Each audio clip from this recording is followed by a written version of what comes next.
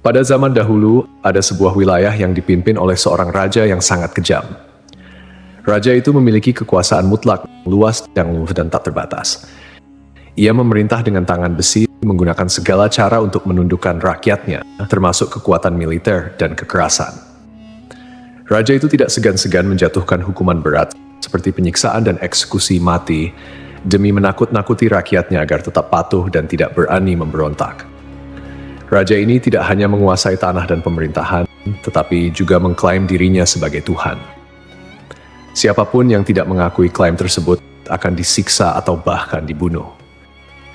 Pada masa sekarang, di era modern ini, kita mungkin menganggap cerita ini sebagai mitos atau legenda belaka.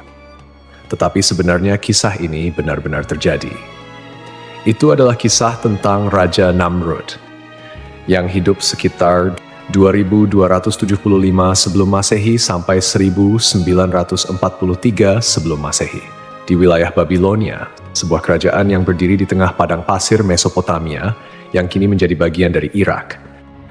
Di tengah kerajaan Babilonia yang sedang tumbuh pesat, berdirilah Menara Babel, sebuah menara yang menjulang tinggi dan menjadi simbol kekuasaan dan kebesaran Namrud.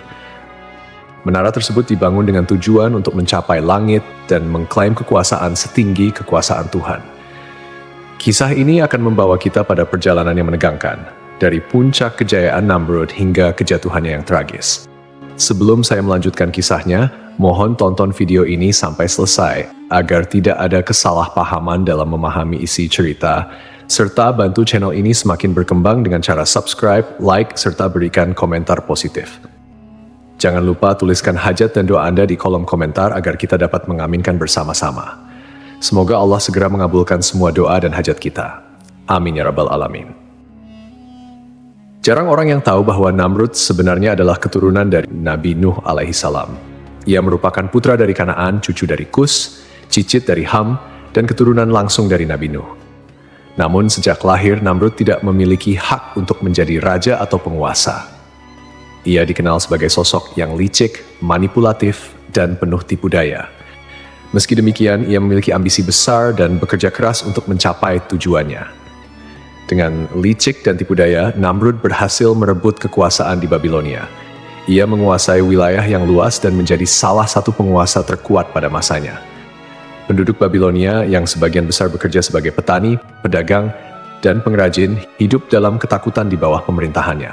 Sementara itu, banyak yang dipaksa menjadi budak, hidup dalam penderitaan tanpa akhir, karena hasil kerja keras mereka dirampas oleh penguasa yang tidak memiliki belas kasihan.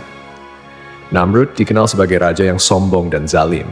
Ia adalah salah satu dari beberapa raja yang pernah mengklaim dirinya sebagai penguasa atas seluruh bumi.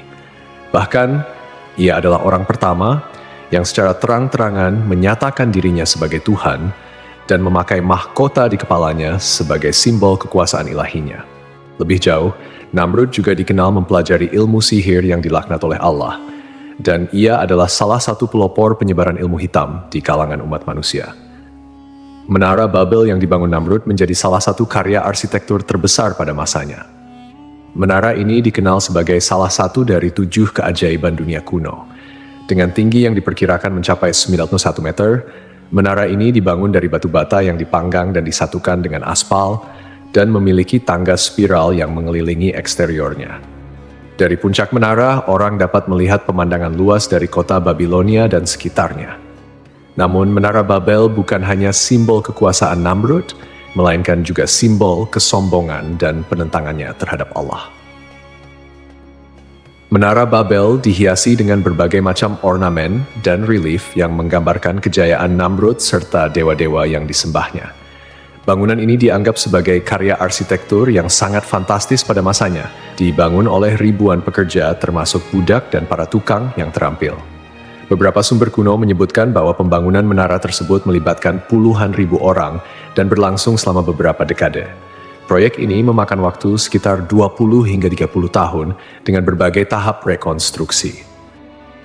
Tujuan utama pembangunan Menara Babel adalah untuk menunjukkan kekuasaan, kemegahan, serta ambisi Namrud yang ingin mencapai langit dan menyamai Tuhan. Menara ini bukan sekadar simbol kekuasaan, tetapi juga menjadi pusat kekuatan kerajaan Babilonia, yang merupakan salah satu peradaban terbesar dalam sejarah manusia. Babilonia yang terletak di Mesopotamia, kini wilayah Irak, terkenal sebagai pusat perdagangan, budaya, dan kekuasaan pada masa itu. Sebelum jadi raja, Namrud sudah hidup dalam kemewahan dan kesejahteraan. Mimpinya yang paling besar adalah menjadi penguasa mutlak atas seluruh muka bumi. Namrud, yang dikenal ambisius dan kejam, tak segan-segan membunuh siapa saja yang dianggap sebagai ancaman bagi kekuasaannya. Pada suatu hari, Namrud mendengar seorang pria berbicara tentang bagaimana kekuasaannya akan runtuh. Pria itu dikatakan berpakaian serba hitam dan menantang otoritas Namrud. Merasa diremehkan, Namrud memerintahkan pengawalnya untuk membunuh pria tersebut beserta para pembantu wanita yang mendengar perkataan pria itu. Perintah tersebut segera dilaksanakan. Namun saat Namrud memasuki kamarnya, ia sangat terkejut ketika melihat pria yang baru saja dibunuh sudah berada di dalam kamarnya. Namrud dengan marah bertanya, "Siapa kamu?" Pria itu kemudian menjawab, "Aku adalah penguasa cahaya." Ia kemudian memanipulasi Namrud dengan menawarkan kekuatan besar. Tetapi sebagai gantinya, Namrud harus bersujud kepada iblis. Namrud yang tergila-gila dengan kekuasaan, setuju untuk menjual jiwanya kepada setan demi mendapatkan pengaruh yang lebih besar. Iblis mengajarkan Namrud segala macam ilmu sihir dan cara untuk menjadi penguasa yang paling hebat. Setelah menguasai ilmu sihir, Namrud kemudian membunuh ayah kandungnya untuk merebut tahta. Dengan bantuan iblis, ia menjadi raja yang sangat kuat dan tak terkalahkan, serta seorang penyihir yang menguasai sihir tingkat tinggi. Namrud kemudian memperluas wilayah kekuasaannya, menaklukkan banyak negeri hingga ia menjadi penguasa 7 wilayah besar. Pada suatu malam, para pengamat bintang di istana Namrud melihat sebuah bintang baru yang terbit di timur. Bintang itu semakin terang dari hari ke hari dan semakin lama semakin mencolok. Mereka melaporkan hal ini kepada Namrud yang kemudian memanggil para ahli sihir dan peramal. Para ahli sihir sepakat bahwa bintang tersebut menandakan kelahiran seorang bayi yang akan menjadi ancaman bagi kekuasaan Namrud. Ramalan ini membuat Namrud semakin gelisah dan ketakutan. Ia melihat kelahiran bayi tersebut sebagai ancaman nyata bagi kekuasaannya. Maka Namrud memerintahkan agar semua bayi laki-laki yang baru lahir di kerajaannya harus dibunuh. Salah satu pengikut setia Namrud, Azar, yang juga merupakan ayah dari Nabi Ibrahim alaihi salam, baru saja dikaruniai seorang anak laki-laki. Namun, Azar tidak tega menyerahkan anaknya kepada Namrud. Oleh karena itu, ia menyembunyikan Ibrahim kecil di sebuah gua agar selamat dari pembantaian. Meskipun disembunyikan di gua, Nabi Ibrahim tidak sendirian. Allah dengan kekuasaannya yang maha besar memberikan mukjizat untuk menjaga Ibrahim yang masih bayi. Diriwayatkan bahwa dari jari-jari mungil Ibrahim, Allah mengeluarkan susu yang cukup untuk memenuhi kebutuhannya sehari-hari. Ibrahim kecil menghisap jarinya sendiri untuk mendapatkan makanan yang dibutuhkannya. Dan dengan izin Allah, ia tumbuh sehat dan kuat meski berada dalam kondisi yang sangat sulit. Tahun demi tahun berlalu, dan Ibrahim tumbuh dalam perlindungan Allah yang penuh keajaiban. Setelah dewasa, Ibrahim diutus oleh Allah sebagai nabi untuk menyeru kaumnya agar meninggalkan penyembahan berhala dan hanya menyembah Allah. Ibrahim pun menjadi penantang utama kekuasaan dan kezaliman Namrud. Ketika kekeringan melanda kerajaan Babilonia dan rakyatnya datang memohon bantuan dari Namrud, Nabi Ibrahim juga hadir di tengah-tengah mereka. Di hadapan Namrud, Ibrahim bertanya, "Siapakah Tuhan yang sebenarnya?" Namrud, yang sombong, mengklaim bahwa dialah Tuhan. Namun Ibrahim dengan tegas mengatakan bahwa Tuhannya adalah Allah yang menghidupkan dan mematikan. Namrud menentang Ibrahim dengan mengatakan bahwa ia juga bisa menghidupkan dan mematikan dengan cara membebaskan seorang tawanan dan membunuh tawanan lainnya. Ibrahim kemudian menantangnya, "Jika kamu memang Tuhan, buatlah matahari terbit dari barat." Namrud terdiam, tidak mampu menjawab, dan akhirnya merasa terhina. Namrud suatu hari memanggil Nabi Ibrahim ke hadapannya. Ia ingin menunjukkan kekuasaannya dan menantang Ibrahim. Untuk membuktikan bahwa ia juga bisa menghidupkan dan mematikan, Namrud memerintahkan 2 orang pria dibawa ke hadapannya. Salah satu dari mereka dibunuh, sementara yang lain dibiarkan hidup. Lalu Namrud berkata kepada Ibrahim, "Lihatlah, aku juga bisa menghidupkan dan mematikan." Namun, Nabi Ibrahim alaihissalam dengan bijak menjawab, "Kalau begitu, hidupkanlah kembali orang yang telah kamu bunuh." Namrud terdiam, ia tidak bisa melakukan itu. Ibrahim kemudian melanjutkan tantangannya. "Tuhanku menerbitkan matahari dari timur. Jika engkau memang Tuhan, cobalah terbitkan matahari dari barat." Namrud tidak mampu menjawab tantangan ini dan menjadi sangat marah. Sebagai balasan, Namrud melarang Ibrahim mengambil makanan dari negerinya. Namun dengan izin Allah, Ibrahim meminta segenggam pasir dan membawanya pulang. Pasir itu, berkat mukjizat dari Allah Subhanahu wa Ta'ala, berubah menjadi makanan lezat yang cukup untuk keluarganya. Nabi Ibrahim mulai menjalankan misinya untuk mengajak umatnya menyembah Allah dan meninggalkan penyembahan terhadap Namrud serta berhala-berhala yang mereka puja. Namun, umat Namrud menolak dan terus menyembah berhala. Suatu hari, ketika orang-orang meninggalkan kuil, Ibrahim menghancurkan semua berhala kecil dan menyisakan satu berhala yang paling besar. Ketika penduduk kembali dan melihat berhala-berhala mereka hancur, mereka membawa Ibrahim kepada Namrud untuk diadili. Namrud dengan penuh dendam memerintahkan Ibrahim dibakar hidup-hidup. Mereka pun menyalakan api yang sangat besar dan melemparkan Ibrahim ke dalamnya. Namun dengan kehendak Allah, api tersebut tidak membakar Ibrahim sedikitpun dan ia selamat dari hukuman tersebut. Peristiwa ini membuat Namrud semakin marah. Orang-orang mulai meragukan kekuasaan Namrud dan beralih kepada kepercayaan Ibrahim. Merasa kekuasaannya terancam, Namrud meminta bantuan kepada iblis. Iblis mengatakan bahwa Ibrahim adalah setan yang kebal terhadap api dan menyarankan Namrud untuk menggunakan cara lain. "Namrud, aku telah kalah berkali-kali dengan Ibrahim, dia terus menghina kekuasaanku dan sekarang rakyat mulai meragukan kebesaranku. Aku adalah raja dunia, tapi mengapa aku tidak bisa menundukkan seorang Ibrahim? Kekuasaanmu besar, tetapi engkau hanya kalah karena engkau belum menggunakan semua cara. Ibrahim bukanlah seorang manusia biasa. Ia dilindungi oleh kekuatan yang tidak bisa engkau lawan dengan kekuatan fisik. Lalu apa yang harus aku lakukan? Apa yang bisa mengalahkannya? Aku sudah mencoba membunuhnya dengan api, tapi bahkan api pun tidak mematuhiku." Iblis, Ibrahim dilindungi oleh Tuhannya, tetapi aku bisa memberikanmu kekuatan untuk menandingi itu. Sembahlah aku. Akulah yang bisa memberimu kekuatan sihir, kekuatan untuk mengendalikan segala hal di dunia ini. Bersama kita bisa menghancurkan Ibrahim. Mengapa aku harus menyembahmu? Bukankah aku adalah Tuhan di atas segala Tuhan? Engkau mengklaim demikian, tetapi lihatlah dirimu. Engkau tidak bisa mengalahkan Ibrahim. Aku akan memberikanmu kekuatan yang tidak engkau miliki. Sebagai gantinya, engkau harus menyerahkan dirimu kepadaku.